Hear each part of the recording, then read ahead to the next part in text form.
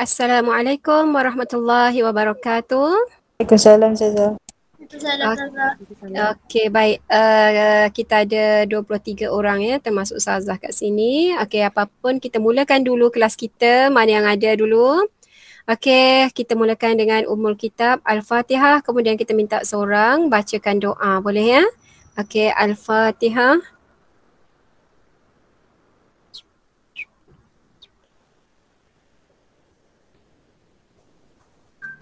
Amin. Okey, baik. Minta seorang bacakan doa. Siapa anak anda yang ada dalam ni?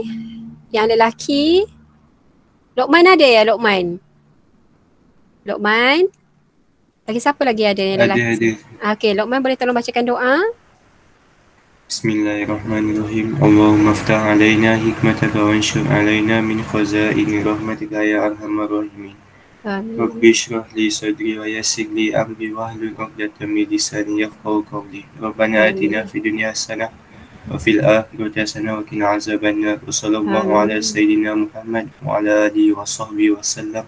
Alhamdulillahi rabbil alamin. Amin, amin ya rabbal alamin. Terima kasih atas bacaan doa tadi, Luqman. Baik, okey. Sihat ke semua orang? Sihat, Alhamdulillah Ustazah. Alhamdulillah. Baik, kita teruskan je ya. Kita dah ada 30 lebih insya-Allah. Dah satu kelas satu kiranya. Okey, semua nampak dengan terang apa yang Ustazah paparkan sekarang kan? Okey, nampak. Okey, kita nak masuk kepada tajuk kita iaitu hadis sahih, hadis hasan dan juga hadis dhaif.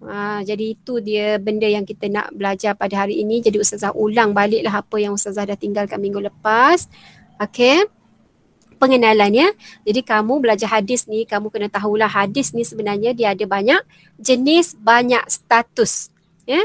Jadi permulaannya kamu dikenalkan dengan apa itu hadis sahih, apa itu hadis hasan, apa itu hadis dhaif. Jadi secara umumnya ada 3 kategori hadis sebagai permulaan yang perlu kita kenali. Okey. Yang pertama, jom kita lihat apa yang dimaksudkan dengan hadis sahih. Okey. Sahih ni maksud dia ialah hadis yang diriwayatkan oleh, tu permulaan kalau nak jawab maksud. Ya, tu permulaan dia tu. Hadis yang diriwayatkan oleh, oleh siapa? Rangkaian perawi hadis yang adil. Itu pertama, fakta pertama. Dhabit. Yang kedua. Yang ketiga, bersambung sanad. Itu fakta yang ketiga berkaitan dengan hadis sahih. Tidak ada syaz. Fakta keempat. Dan tidak ada illah.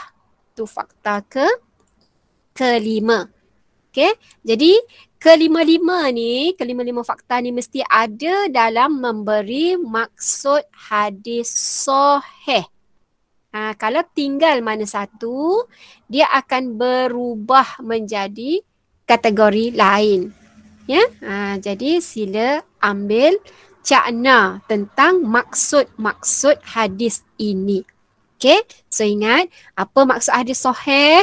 Hadis sahih ialah hadis yang diriwayatkan oleh rangkaian perawi hadis yang adil, yang dhabit, bersambung sanad, tidak ada syaz, tidak ada illah. So wajib ingat 5 fakta berkaitan dengan hadis sahih. Adil, dhabit, bersambung sanad, tidak ada syaz, tidak ada illah. Banyak kali Ustazah ulang tu. Ya? Okey, so mudah-mudahan daripada pengertian ini kita dah boleh faham dah apa itu hadis sahih. Okey, seterusnya tengok contoh hadis sahih. Contohnya diberikan di sini, maknanya hadis ini adalah hadis yang telah pun memenuhi apa yang ada dalam maksud hadis sahih, dalam maksud hadis sahih tadi. Ya? Jadi perawinya adalah seorang yang adil, dhabit. Okey, sanad ini bersambung, tak terputus, tidak ada syaz, tidak ada keraguan, syaz maksudnya, dan tidak ada illah, dan tidak ada benda-benda yang tersembunyi, kecacatan yang tersembunyi. Jadi hadis ini adalah hadis yang sahih, perfect. Ya. Okey, contoh yang diberi adalah hadis yang diriwayatkan oleh Al-Bukhari.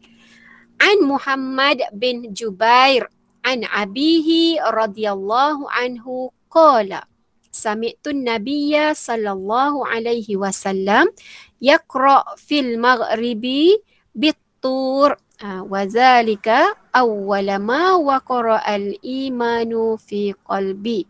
Okey, maksud dia di sini ialah nama-nama ni dipanggil sebagai rangkaian sanad ya. Rangkaian sanad ni maksud dia bersambung sanad ni. Sanad ni yang an Muhammad an abihi itu adalah rangkaian sanad, maknanya bersambung. Dia tak tulis lagi yang panjang-panjang kat depan-depan lagi ni. Dia ambil yang dua terkini je, yang terakhir yang dekat dengan Rasulullah. Kalau kita nak baca yang depan-depan ni lagi tu panjang. Okey. Seterusnya maksud dia apa katanya? Aku telah mendengar Nabi SAW membaca dalam solat maghrib surah At-Tur, iaitu surah pertama yang menetapkan iman dalam hatiku. Itu adalah hadis sahih berkaitan dengan Rasulullah membaca surah At-Tur dalam solat maghrib. Jadi kalau kamu nak ikut, bolehlah kan? Hafallah surah At-Tur tu, baca dalam solat maghrib. Panjanglah sikit daripada Qul Huwallah tu kan. So itu adalah contoh hadis sahih. Hadis sahih ni terbahagi kepada berapa ni? Ni berapa ni? Dua. Hadis sahih terbagi kepada dua. Yang pertama disebut sebagai sahih li zatihi. Sila bariskan kalau tak boleh nak sebut. Sahih li zatihi. Yang kedua sahih li ghairihi. Bariskan. Bariskan supaya kita dapat sebut dengan betul. Kalau dari segi maksud, kita nak faham mudah, sahih li zatihi, zatnya. Dia sahih tu memang kerana zat dia dah sahih. Maknanya hadis itu sendiri memang dah sahih. Li zatihi ni kerana hadis itu sendiri telah pun sahih. Yang kedua ni, li ghairihi. Li ni kerana, ghairihi kerana ada support daripada hadis lain. Itu maksud dia. Jadi dia berbeza di antara hadis sahih li zatihi, hadis sahih li ghairihi. Li ni kerana, ghairihi kerana hadis yang lain. Ada support daripada hadis lain. Itu permulaan untuk memahami jenis hadis sahih. Kita lihat hadis sahih li zatihi. Hadis sahih li zatihi ni adalah hadis yang diriwayatkan oleh rangkaian perawi hadis yang adil, dhabit, bersambung sanad, tidak ada syaz, tidak ada illah. Ada berapa dekat sini? 1, 2, 3, 4, 5. Sila amati balik pengertian hadis sahih tadi. Hadis sahih tadi ada berapa fakta? 5. So hadis sahih li zatihi juga 5. Jadi kesimpulannya adalah takrifnya sama dengan hadis sahih. Jadi maksudnya li zatihi tadi itulah dia. Maksudnya hadis sahih tu adalah hadis yang sama dengan hadis sahih li zatihi. Dah safe dekat situ. Tak payah hafal dua benda kan. So satu benda untuk satu maksud untuk dua pengertian. Maksud hadis sahih adalah sama dengan maksud hadis sahih li zatihi. Jelas ya? Yang itu jelas? Yang kedua, jenis yang kedua. Hadis sahih li ghairihi. Ingat tadi li ghairihi. Dia kena ada support daripada hadis lain. Jadi maksudnya ialah hadis hasan. Sahih li ghairihi ni adalah hadis hasan. Dia bukan daripada hadis sahih. Okay. Hadis hasan yang disokong oleh riwayat lain yang setaraf dengannya atau lebih kuat. Maka hadis ini asalnya adalah hasan li zatihi. Maknanya dia mesti ada pada yang taraf yang pertama. Hasan li zatihi adalah hasan sama dengan hadis hasan. Jadi hadis sahih li ghairihi ni adalah asalnya adalah hasan li zatihi, tetapi telah pun diangkat martabatnya menjadi hadis sahih kerana sebabnya macam mana dia boleh naik pangkat? Kerana faktor luaran, iaitu wujud rangkaian sanad yang ramai yang menampung kekurangan hafazan dan dhabit perawinya. Jadi ini maksudnya hadis hasan ni adalah hadis yang tidak mencukupi 5 syarat ta'rifan hadis sahih tadi, iaitu dia kekurangan pada nombor 2. Dia kekurangan pada nombor 2 tadi. Sebab itu dia berikan maksud di bawahnya kerana faktor luaran sahaja, iaitu apa? Dia kekurangan pada hafazan dhabitnya tadi. Jadi dia tak memenuhi fakta nombor 2 ni tadi. Itu menyebabkan dia menjadi hadis hasan. Tak apa. Apa-apa pun kita akan fahamkan hadis hasan secara khusus sebentar nanti. Yang perlu kamu tahu sekarang ialah sahih li ghairihi ni maksud dia bukan daripada hadis sahih pada asalnya. Sebaliknya dia adalah hadis hasan ataupun hasan li zatihi, sebab dia dua benda yang sama. Hasan li zatihi yang telah pun diangkat martabat dia, martabat yang asal dia hasan li zatihi menjadi sahih. Tapi namanya bukan hadis sahih, namanya adalah sahih li ghairihi. Tu yang kamu kena tahu. Lagi sekali, hadis sahih li ghairihi ni adalah hadis hasan li zatihi yang telah pun diangkat martabatnya menjadi sahih li ghairihi. Kerana apa boleh naik pangkat tersebut? Kerana ada faktor luaran, iaitu adanya rangkaian sanad yang ramai. Rangkaian sanad yang ramai yang menampung kekurangan dia pada dhabit. Pada dhabit yang ada pada hadis sahih tadi. Boleh faham tak tu? Ustazah. Ya. Apa maksud dhabit, Ustazah? Dhabit itu ialah dia berkaitan dengan ketepatan hafazan dan juga penulisan perawi tersebut. Maknanya perawi tersebut kalau dia menghafaz hadis tersebut, dia boleh menghafaz dengan tepat. Tidak ada kesilapan sama ada pada rangkaian sanad, iaitu nama-nama perawi yang sebelum itu dan juga matan hadis tersebut. Maknanya daripada A sampai Z tu dia dapat hafaz dengan perfect, dengan betul. Itu dhabit. Manakala jika dia berkaitan dengan penulisan, maka dia dapat menulis dengan tepat daripada awal nama rangkaian sanad sehinggalah berakhirnya matan hadis tersebut. Tidak ada tertinggal walaupun satu perkataan ke, satu huruf ke, begitu. Sebab itu dhabit itu penting untuk meletakkan dia sebagai hadis sahih. Jadi apabila berlaku kekurangan kepada dhabit, maka hadis sahih tersebut turun pangkat menjadi hadis hasan. Itu sepatutnya saya terangkan kejap lagi. Tapi tak apa. Dah dapat faham dah? Dapat faham dah sekarang? Kenapa dhabit itu penting? Kenapa daripada Hasan boleh menjadi daripada Sahih boleh menjadi Hasan hanya kerana kekurangan pada dhabit. Okey, boleh faham dah Faiz?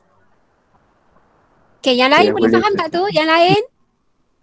Cuba Boleh. bersuara sikit. Boleh. Confirm boleh ya, insya-Allah. Okey, seterusnya kita lihat syarat nak menjadikan sesuatu hadis itu sebagai hadis sahih. Okey, dia akan kembali kepada 5 syarat yang ada dalam ta'rif tadi. Okey, jadi di sini dia akan terangkan satu persatu maksud dalam ta'rif hadis sahih tadi. Okey, kita lihat yang pertama. Maksud adil dalam ta'rif hadis sahih itu apa dia?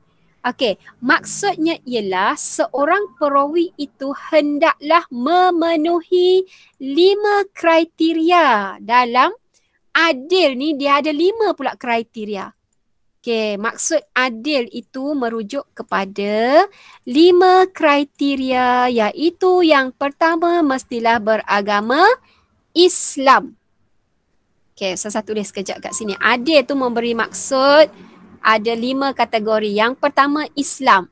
Yang kedua mesti baligh. Okey, yang ketiga mesti berakal. Okey, seterusnya tidak fasik. Okey, tidak fasik. Bahasa Melayu lah Ustazah tulis tu ya. Okey, dan tidak melakukan perkara-perkara yang menjatuhkan maruah dan menjejaskan akhlaknya. Ni yang kelima ni, panjang sangat ni. Ni yang kelima maknanya tidak melakukan perkara-perkara yang menjatuhkan maruah dia, tak melakukan perkara-perkara yang aib. Itu maksud adil pada seorang perawi. Adil bukan lawan tak adil ni ya.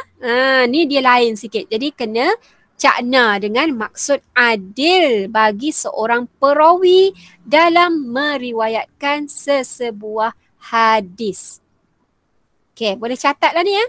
Boleh catat dalam bentuk macam ni, dalam sticker note, tampal lah dekat atas ni. Ya.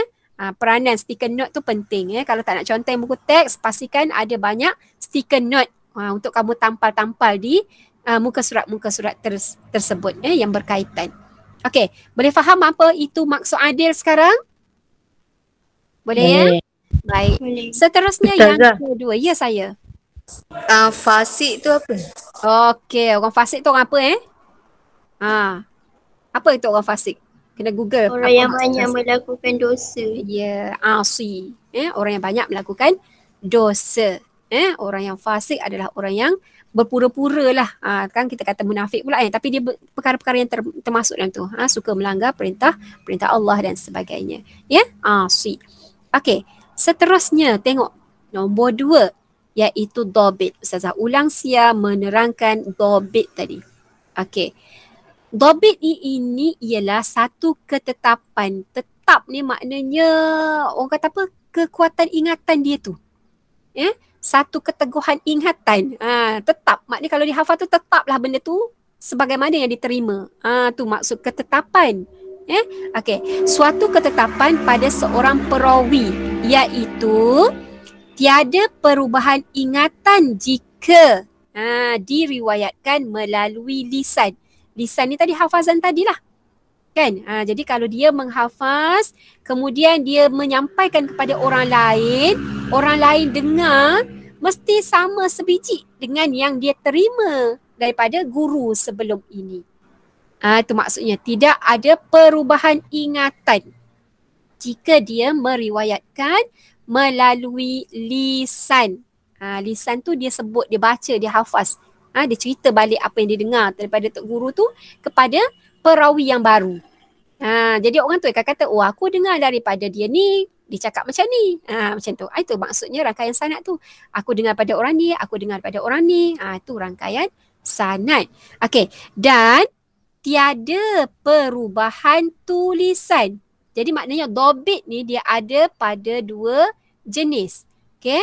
Satu dipanggil dhabit hifzi kalau dalam bahasa Arabnya ni. Dipanggil hifzi dengan kitabi. Dhabit hifzi iaitu hafazan. Lisan tadilah. Ataupun yang kedua dipanggil kitabi, penulisan. Dobit kitabi, penulisan. Jadi jika dia menulis, okey, maknanya kena tulis itu tetap sebagaimana yang dia terima daripada gurunya. Tak boleh ada ketinggalan. Okey, tak boleh tertinggallah satu nama ke, satu perkataan ke, dia akan merosakkan status hadis tersebut. Okey, jelas apa itu maksud dobit pada seorang perawi ya? Dia melibatkan dobitnya ada dua, iaitu dobit penulisan, dobit hafazan. Dobit penulisan, dobit hafazan. Okey, seterusnya. Okey, habis bateri. Sekejap anak anda. Okey, yang ketiga.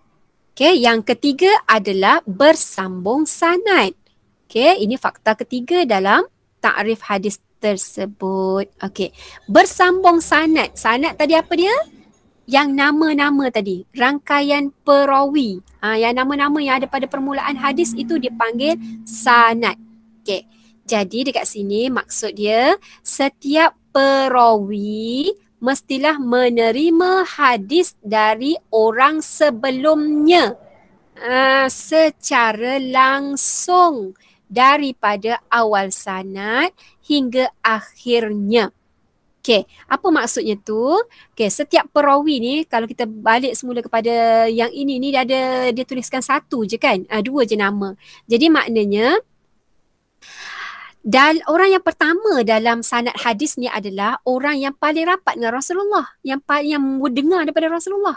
Okey, jadi yang ini adalah abihi. Ni adalah orang yang pertama yang dengar daripada Rasulullah. Bila yang berikutnya ni adalah orang yang kedua. Dan seterusnya adalah orang yang ketiga, keempat, kelima, hinggalah berapa puluh orang yang ada lah. 20 orang ke yang terakhir. Jadi orang yang mula-mula kita baca tu adalah orang yang terakhir menerima hadis tersebut. Jadi penama-penama inilah yang disebut sebagai rangkaian sanad, iaitu sanad hadis tu. Jadi tadi dia kata apa? Dia orang yang kedua ni, orang yang pertama ni dia dengar daripada Rasulullah. Kan? Jadi yang pertama tu Rasulullah lah. Kita sebutlah yang ni, tapi dari segi nama biasa tu, yang ini adalah kita gunalah yang pertama ni kita guna Rasulullah ya. Okey. Hadis itu daripada Rasulullah. Jadi yang kedua ayahnya, yang ketiga ni anaknya. Okey. Jadi dia kena dengar secara langsung. Okey, jadi yang kedua ni ayah dia ni. An abihi ni, ayah kepada Muhammad ni. Jadi dia dengar secara langsung daripada Rasulullah. Sebab tu dia mengguna perkataan sami'tu. Okey, jadi yang kedua ni ayahnya ni dengar daripada Rasulullah kata. Jadi dia sampaikan kepada anaknya ni pun sama sebiji apa yang dia dengar daripada Rasulullah sallallahu alaihi wasallam tadi. Kemudian apabila Muhammad bin Jubair ni pula nak cakap kepada orang yang seterusnya, orang yang keempat ni, okey, dia akan sebut ni an abi. Okey, dia akan sebutlah nama siapa-siapa yang orang kata yang sebelumnya tu. Jadi itulah dia kena sebut dengan betul yang berkaitan dengan dobit tadi. Jadi yang secara langsung tu dia akan cakap lah, aku dengar daripada ayah aku dengar daripada Rasulullah. Itu maksud dia. Dengar secara langsung, terima secara langsung. Tak boleh kata aku dengar daripada maknanya langkah-langkah. Tu tak boleh. Dia akan menjadi tidak bersambung sanadnya. Bila tertinggal saja satu nama, dia akan dikira sebagai terputus sanad, menyebabkan hadis itu akan bertukar status lain. Okey. Sekiranya sanad terputus, ada kat bawah ni. Sekiranya sanad terputus pada mana-mana tabaqat, pada nama lah, sebab nama tadi dia ada banyak peringkat. Ada yang pada golongan sahabat, ada yang pada golongan tabi'in, ada yang pada golongan tabi'in kan. Okey. Jadi kalau terputus di mana-mana sahaja nama tersebut, tertinggal masa dia menyebutnya ke, tertinggal masa dia menulis ke, maka orang lain terima dalam keadaan yang rosak begitu, maka hadis tersebut dikira tidak sahih. Itu kesan dia. Kesan dia kepada syarat-syarat hadis sahih tadi. Okey, boleh faham tak yang ni? Boleh tak anak-anak? Boleh ya? Okey, seterusnya syarat yang keempat. Tidak ada illah. Ya, yang ini tidak ada illah. Jadi maksud illah ni apa? Illah ni adalah kecacatan. Ingat, perkataan illah itu memberi maksud kecacatan. Okey? Jadi kalau cacat ni biasanya dia akan merosakkan lah kan? Pergerakan kita akan terbantut. Jadi bila ada cacat dia akan mengganggu kan? Jadi kat sini untuk menjadikan sesuatu hadis itu hadis sahih, dia tidak boleh ada kecacatan yang akan menjejaskan status dia sebagai hadis sahih tadi. Ya, kecacatan tu bagaimana? Dia kena ada pembelajaran khusus sebab dia ada jenis-jenis illah dia. Macam-macam jenis kecacatan yang berlaku dalam hadis ini. Sekarang ni yang perlu kamu tahu hanyalah perkataan illah. Hadis sahih tidak boleh ada kecacatan. Ya, sebab kecacatan tersebut boleh menjejaskan status hadis. Okey. Yang kelima, syaz. Tidak boleh ada syaz. Apa maksud syaz? Syaz adalah percanggahan. Nak bercanggah tang mana ni? Okey, bercanggah di antara perawi yang siqah. Okey. Kalau kamu lihat dalam buku teks tu ada tak diterangkan siqah di mana-mana? Tak ada dekat depan dia. Okey. Kita cuba tengok dekat atas. Ada tak dia bagi perkataan siqah? Okey. So kena tengok dekat belakang sana. Okey. Yang perawi yang siqah dengan perawi yang lebih siqah. Siqah ni maknanya orang tu dah kira bagus dah. Siqah ni orang yang tu dah kiranya perfect dah. Tapi berlaku percanggahan dengan orang yang lebih perfect lagi daripada dia. Dari segi ingatan dia kuat. Dari segi, semua segi lah maknanya seorang yang dah cukup baik tapi ada berlaku percanggahan dengan orang yang lebih baik daripadanya. Contohlah kita kata kalau Ustazah bercakap dalam kelas, Ustazah akan cakap kelas A dengan kelas B. Macam Balkhi dengan Dinawari kan. Okay, kita letaklah Balkhi tu kita katakan orang yang lebih siqah lah. Okay, kita letakkan kelas Dinawari tu sebagai yang siqah. Okay, bila bercakap tentang sesuatu, berlaku percanggahan di antara dua pendapat. Kelas Dinawari dengan kelas Balkhi. Maka di situ dia akan kata berlaku percanggahan di antara orang yang siqah dengan orang yang lebih siqah daripadanya. Okay? Jadi kalau kelas Dinawari kata macam ini, kelas Balkhi kata macam ini. Jadi orang akan tengok Dinawari ke orang akan tengok Balkhi? Orang akan tengok yang lebih siqah lah. Kan, lebih siqah ni maknanya orang yang lebih baik lah. Kan, dari segi ilmu dia. Tapi itu hanya contoh ya, hanya contoh tau. Jangan terasa Dinawari ke Balkhi ke, Ustazah bagi contoh supaya kamu nampak. Ya, jadi bila ada percanggahan dengan orang yang lebih siqah, orang yang lebih bagus, maka di situlah yang dikatakan adanya sedikit slack, ya, ada percanggahan di situ. Jadi dia juga akan memberi kesan kepada status hadis sahih tersebut.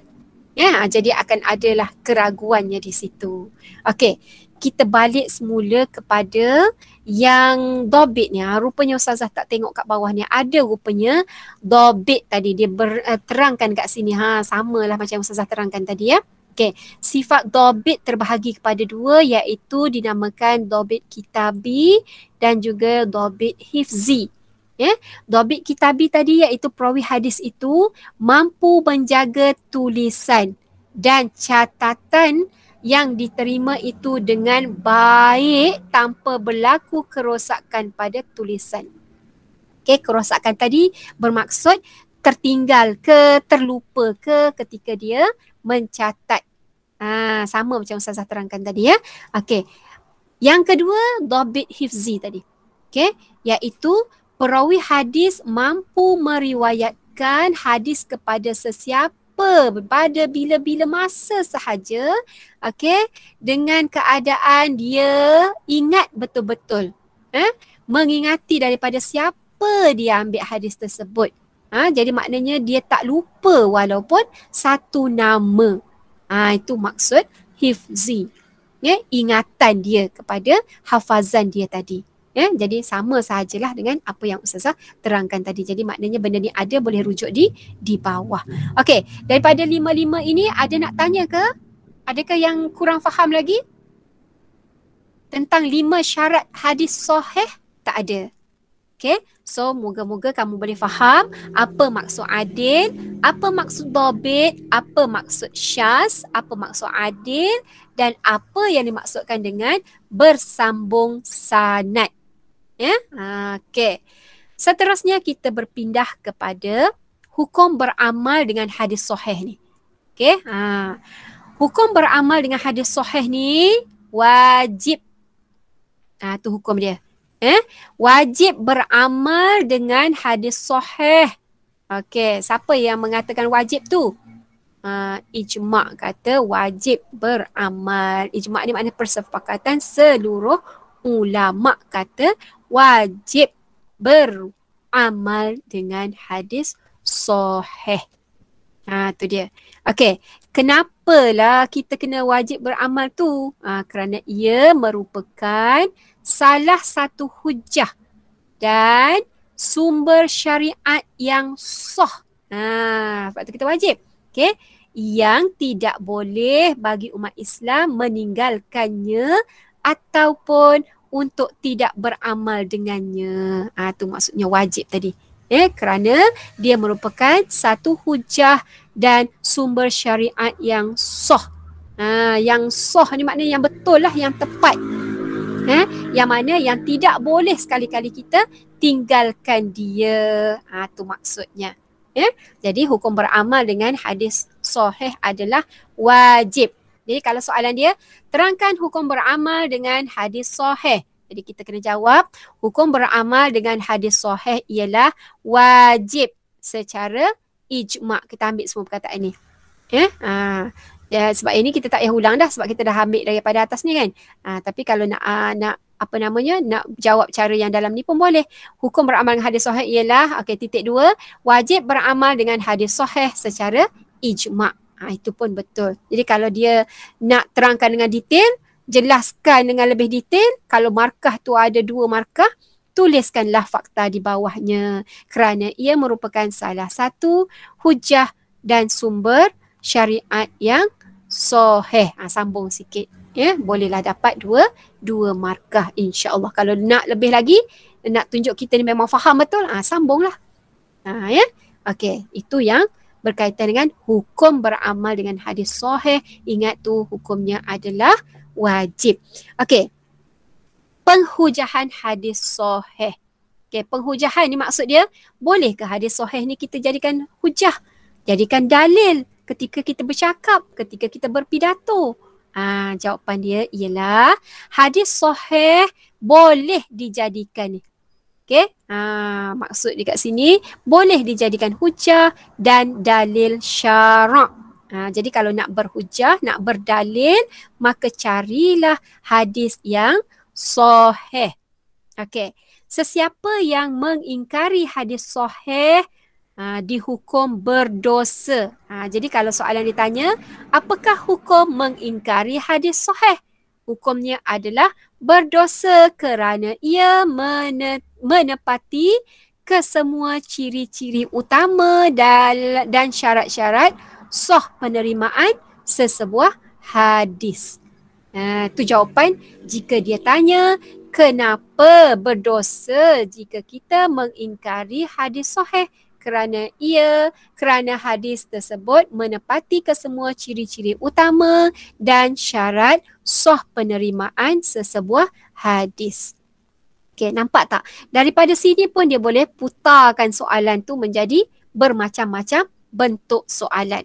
Sebab itu kita kena banyak belajar berdasarkan soalan, bukan pembacaan semata-mata. Okey. Seterusnya hadis hasan. Okey, hadis hasan macam mana Ustazah dah terangkan tadi, okey, dia adalah hasil daripada kekurangan kepada kekurangan salah satu daripada syarat hadis sahih tadi. Okey. Hadis hasan maksudnya hadis yang diriwayatkan oleh rangkaian perawi hadis yang adil, sama kan tadi? Okey, bersambung sanad 2, tidak ada syaz 3, tidak ada illah 4. Tetapi kurang sempurna dari segi dhabit. Di sinilah dia tidak menyamai hadis sahih tadi, iaitu dhabit. So kamu nampak ya perbezaan kenapa satu dinamakan hadis sahih, satu lagi dinamakan hadis hasan. Sedangkan kat depan ni sama semua, dia punya syarat tu ada. Sebabnya ialah dia kurang satu syarat, iaitu dhabit. Jadi hadis hasan kamu kena tahu dia kekurangan dari segi dhabit berbanding dengan hadis sahih. Okey, boleh terima ya? Okey, ini adalah contoh hadis hasan, iaitu apa hadis ini? An Abi Bakrin An Abi Bakr bin Abi Musa al-Ash'ari. Okey, tengok dekat sini huraian dia macam mana? Ada tak? Oh, dia tak bagi huraian ya. Okey, tak apa. Okey, jadi daripada Abu Bakar bin Abi Musa al-Ash'ari telah berkata, aku mendengar bapaku berkata di hadapan musuh dengan berkata, Rasulullah sallallahu alaihi wasallam telah bersabda, sesungguhnya pintu syurga berada di bawah bayangan pedang. Ini kita bukan nak bahaskan maksudlah, tapi ini adalah salah satu contoh daripada hadis hasan. Okey, cumanya dia tak terangkan dhabit, kekurangan dhabit itu pada rawi yang mana. Tu Ustazah mengharapkan ada penerangan yang di bawah ini. Tapi tak ada. Nanti kita akan cuba cari di manakah kekurangan itu pada siapa. Sama ada pada Abu Bakar ataupun kepada yang lain. So sepatutnya dia ada penerangan lah dekat situ kenapa dia menjadi hadis hasan di situ. Okey, tak apa, apa-apa pun kalau kamu terima hadis ini, kalau dia tanya, okey, hadis di atas adalah hadis dari kategori mana, jadi kamu kena ingatlah. Okey, hadis yang bermula daripada Abu Bakar, maka dia adalah hadis hasan. InsyaAllah dia tak akan ambil contoh selain daripada yang ada dalam buku teks. Kita tak tahu lagi bentuk soalan KSSM yang baru ni macam mana lagi bentuk-bentuk soalan, kreativiti penggubal soalan yang nak buat kan. Okey, jadi kita kena bersedia dari segi semua aspek lah. Okey, pembahagian dia kalau kamu lihat dia sama juga dengan hadis sahih tadi. Ya, sama je. Okey, jadi hasan li zatihi ni adalah sama saja ta'rifannya dengan hadis hasan yang kita baca tadi. Okey, jadi tak payah kita ulaskan banyak-banyak. Kita pergi kepada hasan li ghairi. Okey, hasan li ghairi ni sebab dia menjadi hasan tu kerana ada support daripada hadis lain. Jadi sebenarnya dia adalah hadis apa? Sebenarnya dia adalah asalnya adalah hadis dhaif. Nampak tu? Sama je. Sama je. Kalau hadis sahih li ghairih tadi asalnya adalah hasan li zatih. Jadi kalau hasan li ghairih pula asalnya adalah dari hadis dhaif. Okey. Kenapa hadis dhaif boleh naik pangkat? Dia boleh naik pangkat. Okey. Apabila ia diriwayatkan melalui jalan periwayatan yang banyak. Maknanya hadis tersebut banyak orang ceritakan. Banyak koleksi hadis tersebut. Okay. Ataupun ada hadis yang seumpamanya ataupun dia disokong oleh riwayat yang lebih kuat daripadanya sama ada dengan lafaz atau makna, maka ia akan naik tarafnya menjadi hasan li ghairih. Tapi ada syarat dia. Dengan syarat, ini kena take note. Okay, dengan syarat kedhaifan dia itu adalah bersifat sederhana. Tidaklah dhaif yang melampau-lampau sehingga merosakkan hadis tersebut. Kalau hadis itu dah dhaifnya melampau, banyak sangat kecacatan dan sebagainya, dia tak bolehlah naik pangkat kan. Nanti dia akan merosakkan status hadis hasan pula. So begitu. Nak naik pangkat ni dia ada sokongan. Sama ada daripada periwayatan yang lain ataupun ada hadis yang sama seumpamanya banyak-banyak tu ada yang sama dengan dia ataupun ada periwayatan yang lain yang lebih kuat daripada dia yang menceritakan benda yang sama. So begitu. Cuba baca ayat ni betul-betul, insya-Allah boleh faham. Dengan syarat kedhaifannya itu bersifat sederhana. Ya, sikit-sikit tu bolehlah dimaafkan. Sebab apa? Sebab ada backup daripada hadis-hadis yang lain yang sama-sama cerita benda yang sama walaupun lafaznya berbeza. Ya. Okey, so itu maksud untuk hadis hasan li ghairi. Dia menjadi hadis hasan kerana sokongan daripada orang lain ataupun hadis lain ataupun periwayatan lain. Okey. Seterusnya kita lihat syarat-syarat hadis hasan. Okey, syarat hadis hasan ya. Perbezaan di antara hadis sahih dengan hadis hasan. Okey, apa beza dia tadi? Okey. Perawi hadis hasan dihukum kurang dhabit. Tadi ya. Itu yang menyebabkan daripada sahih turun menjadi hasan. Okey, dihukum kurang dhabit sahaja yang mengurangkan nilai dan martabat hadis tersebut. Okey. Hadis hasan mesti diriwayatkan oleh perawi yang adil, sama saja tadi ada. Hadis hasan perlu menepati syarat-syarat pada sanadnya iaitu bersambung, tiada illah tadi kecacatan kan, sama kan? Tidak ada syaz pun sama iaitu bercanggah. So sama sahaja dengan hadis sahih kecuali kurang pada dhabit. Itu dimasuk bawah tajuk syarat-syarat hadis hasan. Ya. Okey, jadi syarat-syaratnya inilah. Okey, dia mesti bersambung sanad, tiada kecacatan, tiada bercanggah dengan hadis yang diriwayatkan oleh perawi lain yang lebih siqah. Hadis hasan itu mesti diriwayatkan oleh perawi yang adil. Okey, so itulah di antara syarat-syarat untuk menjadi hadis hasan. Jadi kamu tak nak kena ambil dekat sini. Okey, syarat menjadi hadis hasan. Hukum beramal. Hukum beramal, hadis hasan ni pun boleh beramal dan dijadikan hujah juga. Kan? Ni sebagai hujah dan beramal dengannya. Okay, hadis ayat penuh dia. Hadis hasan boleh beramal dengannya sebagaimana para fuqaha menggunakan hadis hasan sebagai hujah dan beramal dengannya. Jadi ayat ringkas kita nak kata apa? Okey, hukum beramal dengan hadis hasan ialah boleh beramal dan berhujah dengannya sebagaimana yang dilakukan oleh para fuqaha. Itu kalau kamu nak pusing ayat mudah difahami. Kalau kamu rasa nak bina ayat yang mudah difahami. Jadi ayat dia ialah apa tadi? Hadis hasan boleh dijadikan hujah dan beramal dengannya sebagaimana yang dilakukan oleh para fuqaha. Okey, boleh? Ustazah, Ya. Ijma' ulama' dengan fuqaha benda yang berbeza ke Ustazah? Fuqaha ni dia lebih kepada ahli fiqh. Fuqaha, ahli fiqh. Kalau ahli hadis lah disebut. Jadi kalau ijma' tu seluruh ulama'.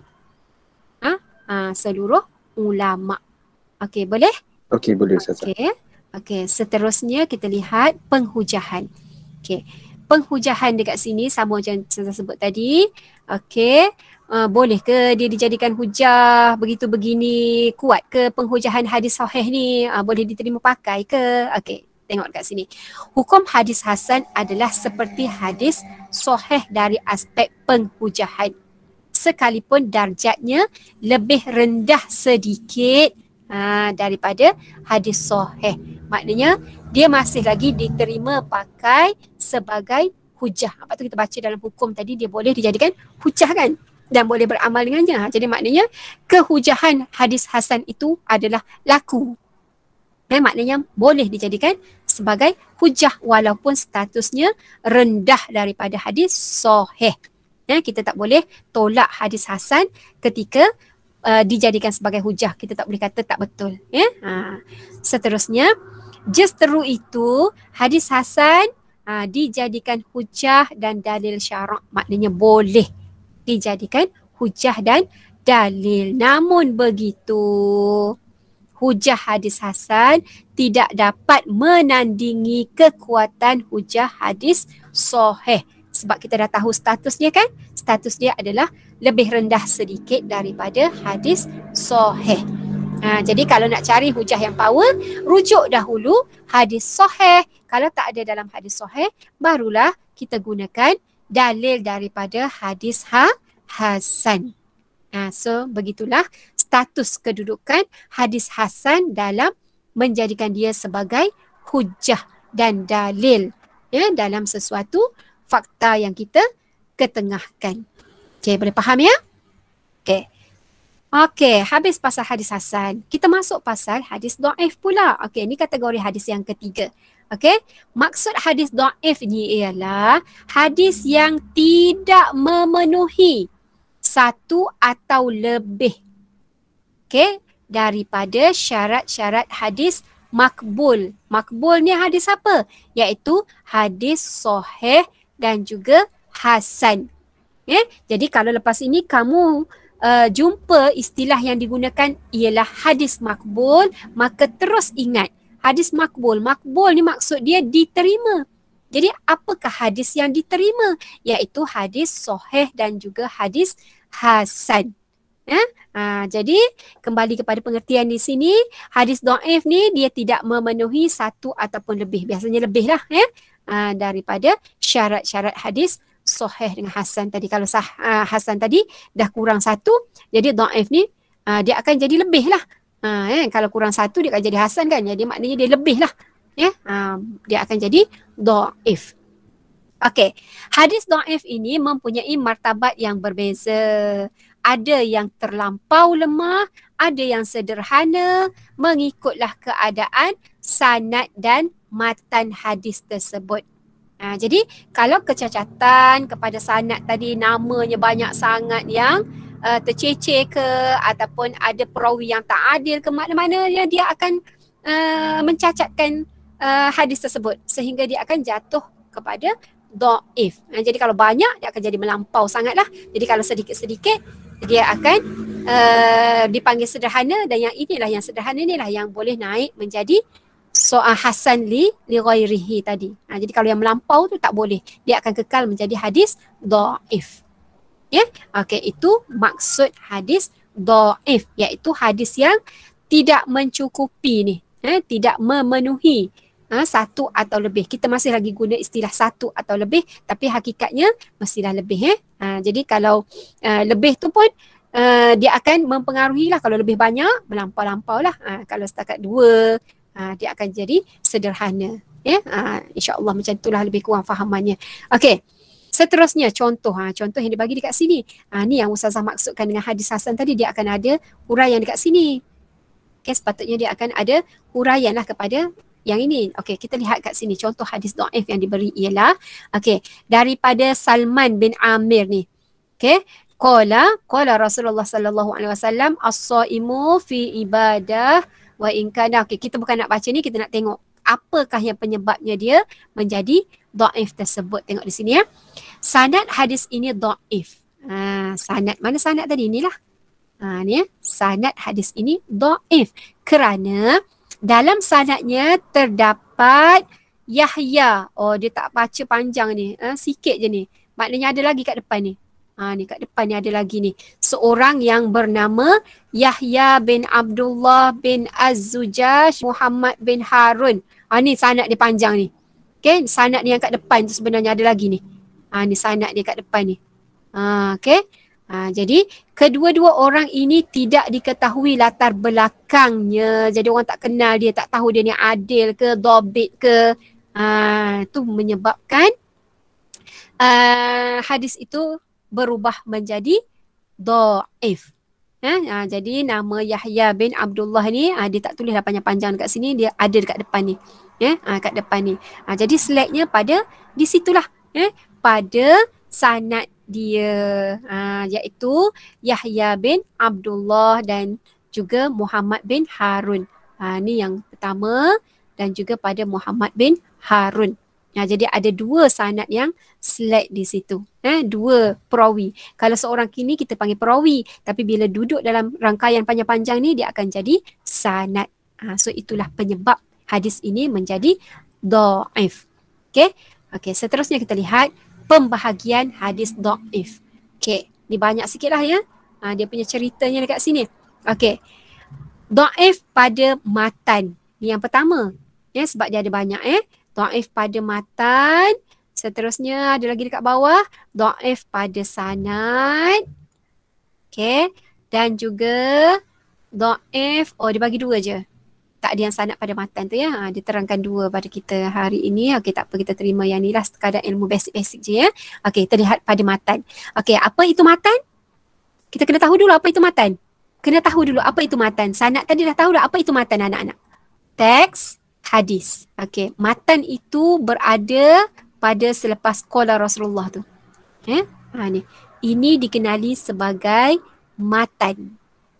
Okey, ini dikenali sebagai matan. Yang ini tadi yang panjang-panjang tadi, nama-nama semua kat sini dipanggil sanad. Tu. Istilah-istilah itu kita kena tahu supaya senang kita nak faham penerangan dia. Okey, kita tengok dekat sini ya. Okey.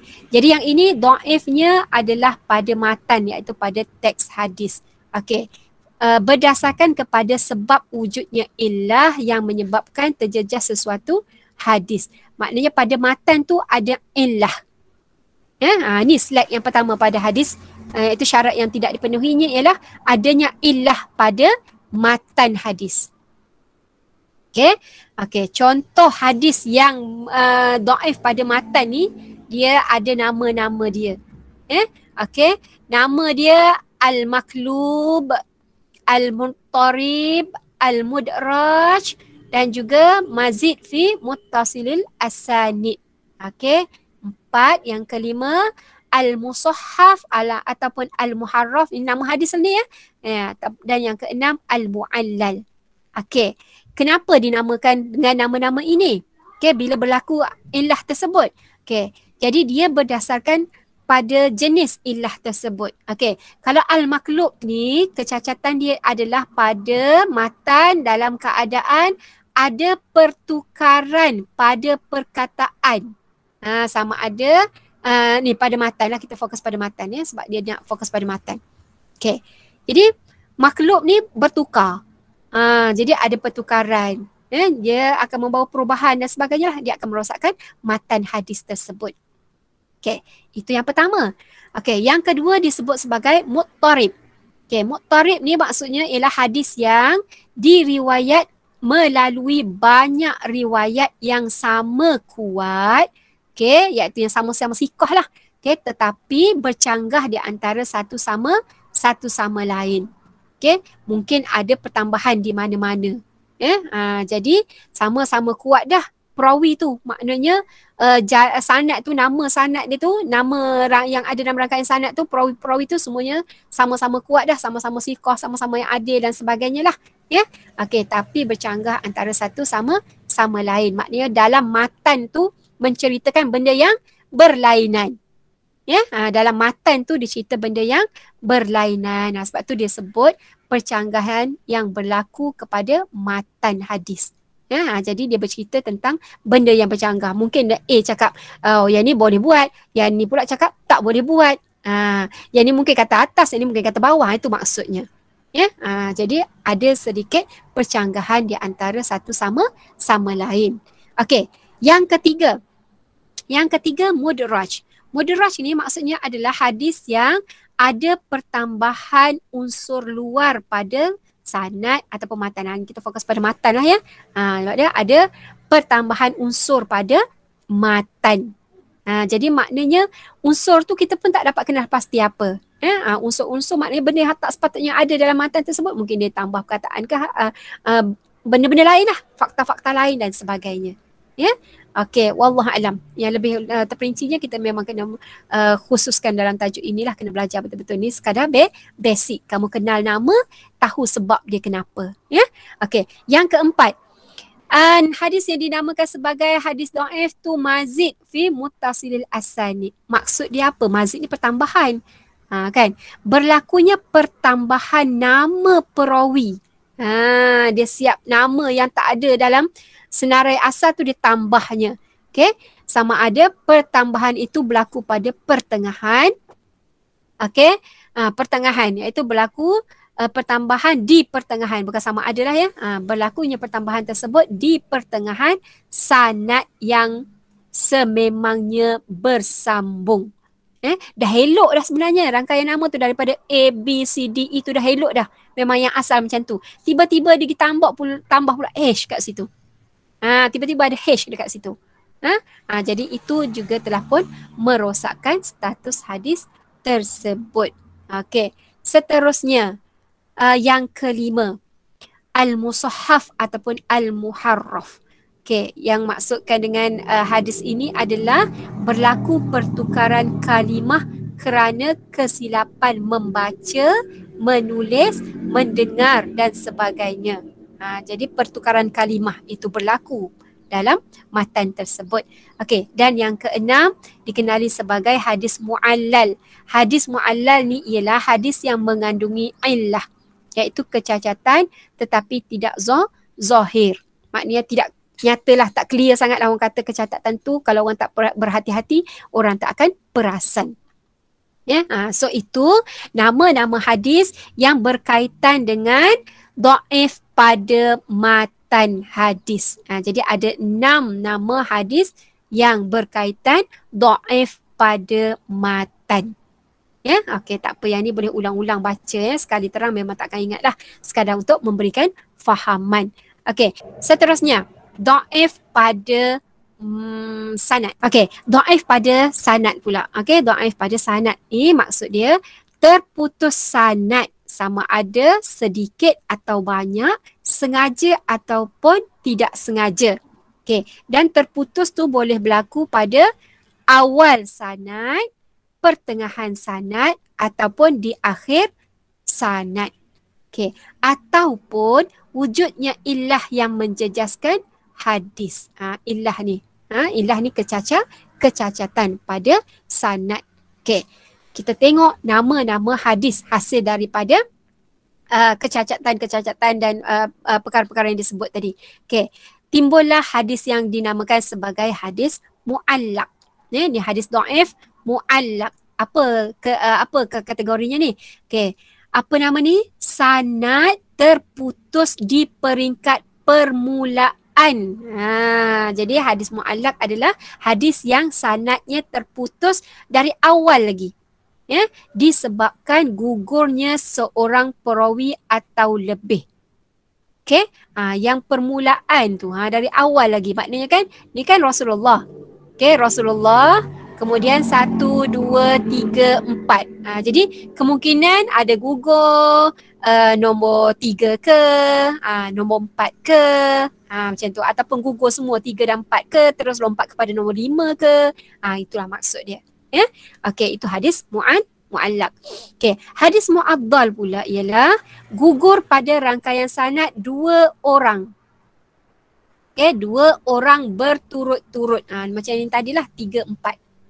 3, 4 tu direct. Okey, ataupun lebih secara berturutan. Berturut-turut tu dah berturutan lah. Itu maksud dia. Okey, itu mu'addal. Mu'addal dah, mu'dal. Okey, yang keempat dinamakan sebagai hadis mursal. Ni hadis dhaif hadis mursal, hadis dhaif. Kerana apa? Kerana terputus sanad nama sahabat. Okey, nama sahabat. Nama sahabat biasanya lepas Rasulullah lah. Okey, nama selepas Rasulullah biasa nama sahabat lah. Tengoklah berapa orang yang di peringkat sahabat. So kalau terputus nombor 2, maka dikira sebagai hadis mursal. Okey. Seterusnya hadis munqati'. Hadis munqati' ni adalah terputus sanad sahabat ataupun terputus sanad pada mana-mana bahagian sahaja. Jadi dia akan munqati'. Munqati' ni yang pentingnya adalah terputus sanad. Munqati' sendiri bermaksud potong kan. Maqtu' yang terputus. Jadi munqati' ni terputus sanad tu. Jadi kat mana-mana pun bila terputus maka dia akan panggil hadis munqati'. Okey. Seterusnya hadis mudallas. Okey. Hadis mudallas ni merujuk kepada hadis yang ada unsur jenayah tadlis, iaitu unsur-unsur pemalsuan. Unsur-unsur pemalsuan yang dibuat oleh perawi hadis lah. Sanad-sanad tu dia nak memalsukan hadis. Jadi dia buat hadis palsu. Itu hadis palsu tu dipanggil hadis mudallas. Ya, okey, hadis mudallas. Okey, setelah kita belajar macam-macam jenis kategori hadis dhaif ni, okey, bagaimana dengan hukum dia? Okey. Jadi hukum beramal dengan hadis dhaif ni, kalau kita tengok dekat sini, kebanyakan ulama, kebanyakan ni bukan ijma' lah sebab kebanyakan mungkin ada yang tak kan. Jadi kebanyakan ulama, kebanyakan ulama berpendapat boleh. Kebanyakan kata boleh beramal dengan hadis dhaif dalam, ini kena pegang. Jangan sampai sini je, salah ni ya. Kebanyakan ulama kata boleh beramal dengan hadis dhaif, jangan ambil sampai situ saja, salah. Dia ada tempat dia yang boleh beramal tu sebab dia kan hadis dhaif. Okey. Dalam perkara yang berkaitan dengan fadailul a'mal sahaja. Okey. Fadailul a'mal tu apa? Maknanya kalau kita buat ini, kita diberikan ini. Kita dapat ini, kita buat ini. Itu maksud fadailul a'mal. Kita kalau kita buat tu, kita ada kelebihan-kelebihan dia. Kan kita banyak tengok kan. Banyak tengok walaupun dia hadis dhaif. Okay. Tapi dengan backup 3 syarat. Okay. Dengan di backup oleh 3 syarat. Okay. Iaitu syaratnya faktor kedhaifan hadis tersebut bersifat sederhana. Barulah boleh terima pakai. Kalau teruk sangat memang tak boleh lah kan. Okay. Hadis dhaif tersebut bersesuaian dengan dasar dan prinsip syariat yang telah dipegang. Maknanya apa yang dicerita dalam hadis tersebut ada disebut dalam prinsip-prinsip syariat. Jadi kenapa dia jadi dhaif tu hanyalah mungkin kerana ada faktor-faktor lain, tapi benda yang nak disampaikan tu menepati prinsip, okay, dan dasar syariat yang telah pun dipegang. Okay, maknanya benda tu ada unsur lain yang menyebabkan dia jadi dhaif kan, sedangkan intipati yang nak disampaikan tu ada betulnya. Okay, seterusnya hadis dhaif diamalkan tanpa meyakini. Ini syarat dia. Okay, kita nak beramal dengan hadis fadailul a'mal tadi tanpa meyakini bahawa ia adalah sebuah hadis yang disandarkan kepada Rasulullah. Tu fakta dia. Jadi kita beramal amal-amal gitu je lah maknanya. Kan? Sebab kita tak tahu hadis itu betul ke datang daripada Rasulullah. Sebab dia dah banyak berlaku kecacatan ya. Banyak perkara-perkara yang menyumbang kepada dia menjadi dhaif tadi. Tapi itulah syaratnya yang dikatakan oleh sebahagian ulama. Mesti ada 3-3 ni boleh beramal hanyalah pada perkara yang fadailul a'mal sahaja. Nanti bolehlah cuba cari ya. Google hadis fadailul a'mal. Cuba tengok. Kita dah belajar hari ni. Jadi cuba cari fakta-fakta yang boleh memantapkan lagi fahaman kita. Sebab dalam buku teks ni ringkas saja ya. Okey. Ulama sepakat. Ini baru ijma'. Okey, ini dinamakan sebagai ijma' ulama. Okey. Ulama sepakat menetapkan bahawa kita tidak boleh. Tu. Ijma' ulama kalau berkaitan dengan hadis dhaif ini adalah tidak boleh berhujah menggunakan, ini penting ya, tidak boleh berhujah menggunakan hadis dhaif untuk menetapkan sesuatu hukum yang berkaitan dengan halal ataupun haram dalam hukum syarak. Seperti hukum jual beli, hukum perkahwinan, jenayah, dan tidak boleh juga kita guna dia untuk berhujah dalam perkara akidah sebab dia melibatkan pegangan. So itu dia persepakatan ulama tidak boleh berhujah dalam perkara-perkara tersebut, iaitu perkara yang melibatkan halal haram. Okey, seperti apa? Jual beli, perkahwinan dan jual beli, halal haram dalam syarak seperti hukum jual beli, perkahwinan, jenayah dan seterusnya. Kita tak boleh berhujah dalam perkara akidah. So itu persepakatan para ulama berkaitan dengan penggunaan hadis dhaif dalam kehidupan seharian kita. Okey, boleh ha? Okey, kamu boleh tanda-tanda lah sikit tanda-tanda sikit dalam buku teks tu supaya faham nanti. Bila buka nanti faham dah, ini yang Ustazah terangkan ni. Okey, seterusnya tindakan untuk menggunakan hadis sahih, hadis hasan dan hadis dhaif sebagai panduan dalam kehidupan. Okey, macam pelik je kan, kita nak faham pun payah kan. Okey, tindakan kita apa yang perlu kita buat. Okay, tengok dekat sini saranan-saranan yang telah pun dia bagi. Sebelum tu kita baca dulu fakta di sini. Suatu hadis itu dapat dikategorikan kepada sahih, hasan ataupun dhaif berdasarkan kepada dua perkara, iaitu merujuk kepada sanad dan juga perawi hadis.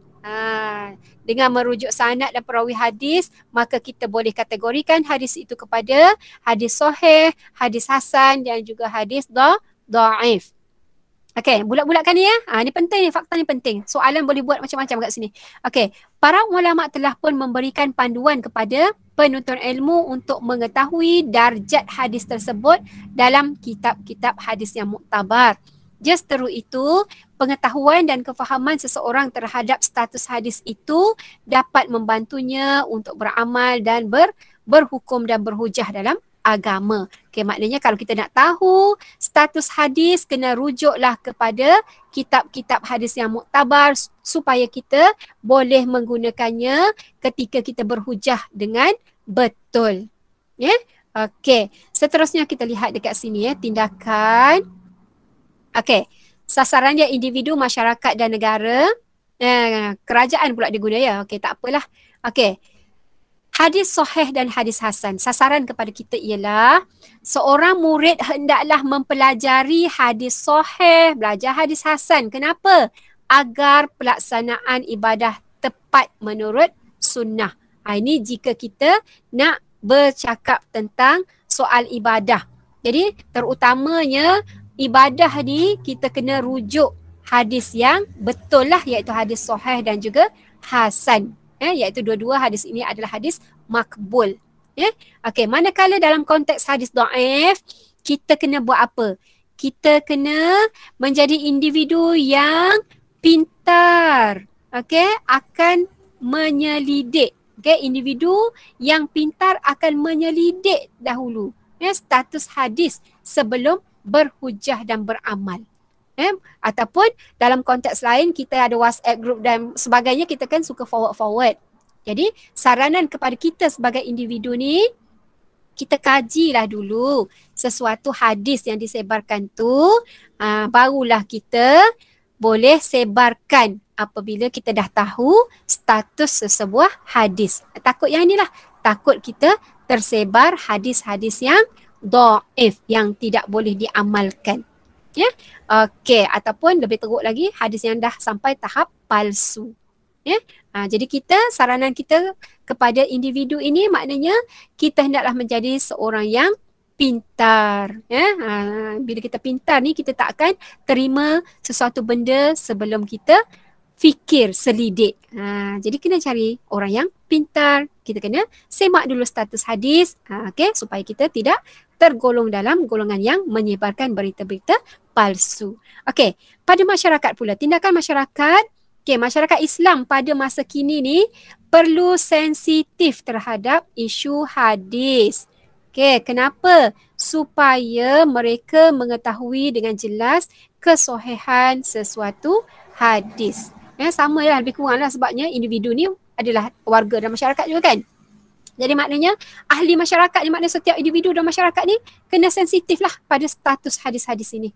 Ya, okey. Seterusnya, kalau dalam kaitan hadis dhaif pula, masyarakat kenapa? Umat Islam sepatutnya memahami syarat-syarat tertentu sebelum menggunakan hadis dhaif dalam urusan agama. Macam kita belajar tadilah. Kan, kena tahu yang boleh hadis dhaif ni dalam bidang apa, yang tak bolehnya dalam bidang apa. Itu kita kena tahu. Ya, okey. Seterusnya, pada pihak kerajaan pula. Ya, pada pihak kerajaan, apa tindakannya? Institusi agama seperti apa dalam negara kita? Ada apa? Ada JAKIM kan? Orang nampak JAKIM lah.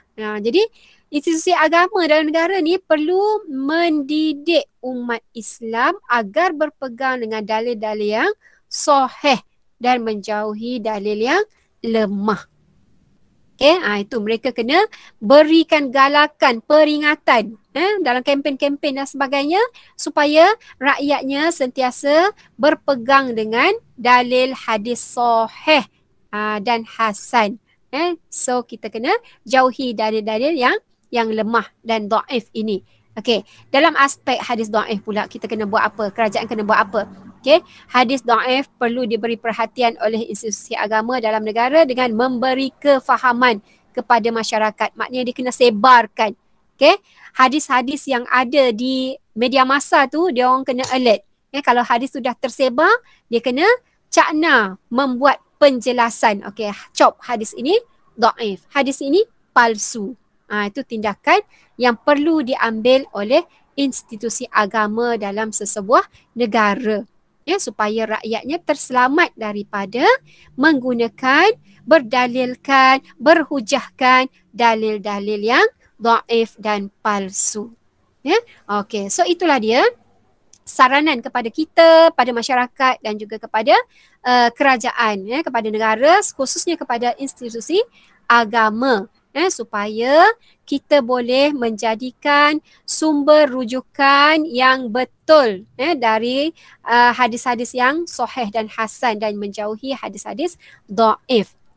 Yang tak boleh tu kita jauhkan, yang boleh tu kita amalkan dalam kehidupan kita. So itulah tindakan yang perlu diambil oleh setiap kategori ini, kategori individu, masyarakat dan kerajaan. Okey. So habislah sudah tajuk kita yang berkaitan dengan hadis sahih, hasan dan dhaif. Okey, ada sebarang pertanyaan tak anak-anak? Ada? Ada orang ke depan ustazah ni? Ada. Ada. Alhamdulillah. Yelah sebab muka pun tak nampak kan? Mic pun dah tak buka jadi sunyi sepi macam mengajar dengan dinding lah ustazah ni. Okey. Sebelum kita tutup majlis kita, ada nak tanya sebab ustazah kejap lagi pun ada kelas lagi tingkatan 3 direct kelas ustazah ni. Ada nak tanya?